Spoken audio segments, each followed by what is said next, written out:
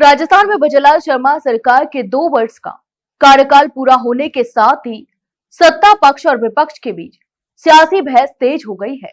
एक ओर जहां कांग्रेस सरकार की उपलब्धियों पर सवाल उठा रही है, तो वहीं दूसरी ओर भाजपा अपने 2 साल के कामकाज को कांग्रेस के 5 साल के शासन से बेहतर बता रही है। इसी सियासी टकराव के बीच भाजपा के वरिष्ठ नेता और पूर्व मंत्री राजेंद्र राठौड़ ने कांग्रेस प्रदेशाध्यक्ष गोविंद सिंह डोटासरा को खुली बहस की चुनौती देकर राजनीति का पारा और चढ़ा दिया है।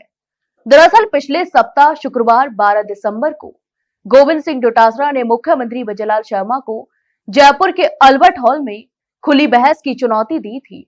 डोटासरा ने भाजपा सरकार के उस दावे पर सवाल उठाया था जिसमें सरकार ने अपने कार्यकाल में 73% वादे पूरे करने की बात कही थी।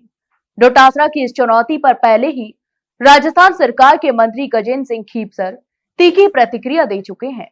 खीपसर ने कहा था कि डोटासरा मुख्यमंत्री से बहस करने के लायक नहीं है। वहीं भाजपा प्रदेश अध्यक्ष मदन राठौड़ ने भी डोटासरा की चुनौती स्वीकार करते हुए खुले मंच पर बहस के लिए तैयार होने की बात कही थी। इसी कड़ी में अब राजेंद्र राठौड़ का बयान भी सामने आया है। बुधवार को डूंगरपुर जिले के दौरे पर पहुंचे राठौड़ ने सर्किट हाउस में मीडिया से बातचीत की।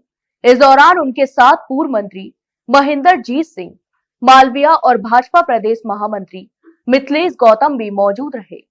राठौड़ ने सरकार के 2 साल पूरे होने पर उपलब्धियां गिनाते हुए कांग्रेस और बीएपी पर जमकर निशाना साधा।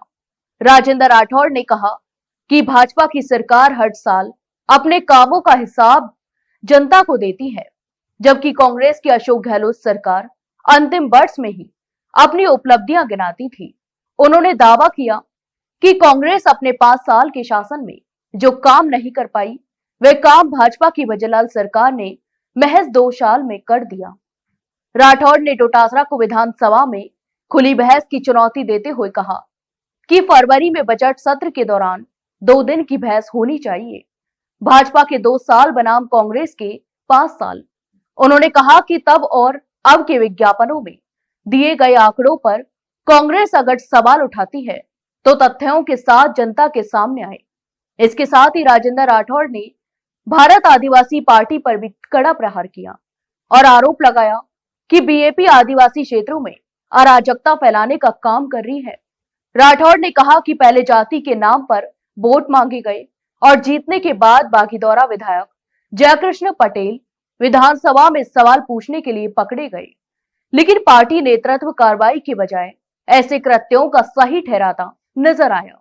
उन्होंने कहा कि भाजपा सरकार आदिवासी क्षेत्रों के विकास के लिए लगातार योजनाएं चला रही है, जबकि बीएपी केवल युवाओं को गुमराह कर रही है। राजेंद्र राठौड़ ने दावा किया कि बीएपी की राजनीति की सच्चाई अब सामने आ रही है और आने वाले समय में उसका प्रभाव भी खत्म हो जाएगा।